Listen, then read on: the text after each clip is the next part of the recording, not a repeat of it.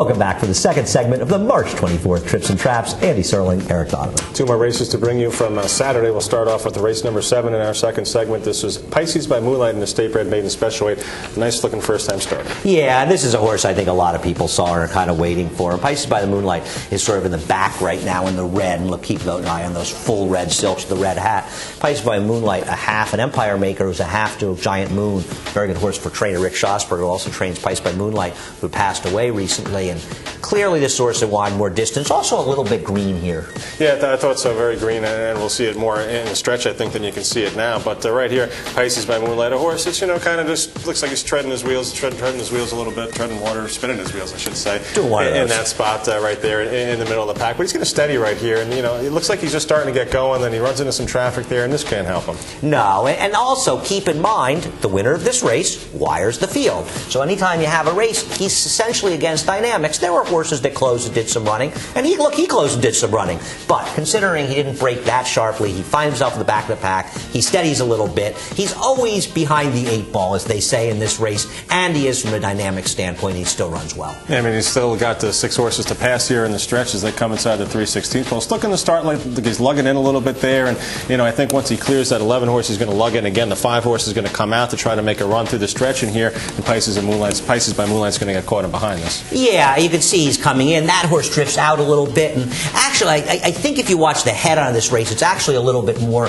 He gets interfered with a little bit more. I'm not saying there's been a disqualification, but he's a horse that things just never went that well for him. You'd have to imagine Rick Schosberg's thinking of stretching him out. Probably a 1 mile round one turn on the main track at Aqueduct. He's not going to be a big price, but Pisces by Moonlight showed enough in this race. He's going to go on with it, probably win his next start, and maybe he'll be okay. Yeah, he should gain a lot from that experience first time out on March 19th. One more race to show you. This is the last race from March 19th. They have a State Bred Maiden Claiming race, 16,000 going 6. Yeah, we hate to show a horse that we've shown before, and it's not sour grapes, not like we lost some big bet on it, but E-Coach, the number 1, and also the number 7 here. We're going to talk about Money Magnet, who finished second at a big price. But E-Coach, first of all, the 2 comes over at the start and interferes with him. Nothing goes right for this horse. No, I mean, he gets down inside. He's able to move up and gain some ground in this spot here, but he's stuck behind a wall of horses, and we'll see the outside, the 7 Money Magnet beneath an aggressive ride from Julio Pazua be sent from last position up to second here. This is a horse that was a big price in this race, 42 to 1.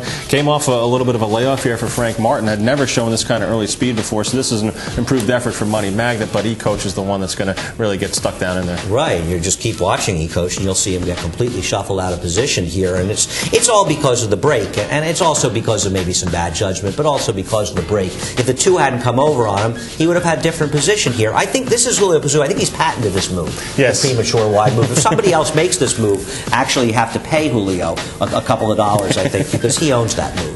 He does indeed, and like I said, Money Magnet runs great here to be second, but look at E-Coach stuck in behind horses there. He's looking for a way to go through. Can't go outside, can't go inside, and he's just trapped in behind these 2 horses for, seems like, maybe 3/16 of a mile. Finally, he's able to get E-Coach toward the outside, approaching the 8th pole here, but it's too late. Yeah, and he actually makes a reasonable run. He loses this race by 3 lengths, and he just had so much go wrong, and this rider gets himself, and I know he broke from the rail, and I know he had trouble, and that's not the rider's fault, but this is a rider that gets himself in trouble on the inside way, way too often. It's been going on for too long. E-Coach, look, these horses are not that good. Obviously, this is not a super strong maiden race, but E-Coach is going to run the same kind of race again. And you know what? One of these days, everything isn't going to go wrong for this poor horse, and he's actually going to win a race because he's better than he looks, and he had trouble, and he had a tough trip in his time before that. Yeah, he made a huge premature move the time before that. So, I mean, this is a horse that I think actually ran his best race first time out, had a poor race in there, then a couple of races that we're talking about now where he's had some excuses, so maybe he's a little bit dirtied up. He is dirtied up, and E-Coach is a horse we're going to make money with somewhere.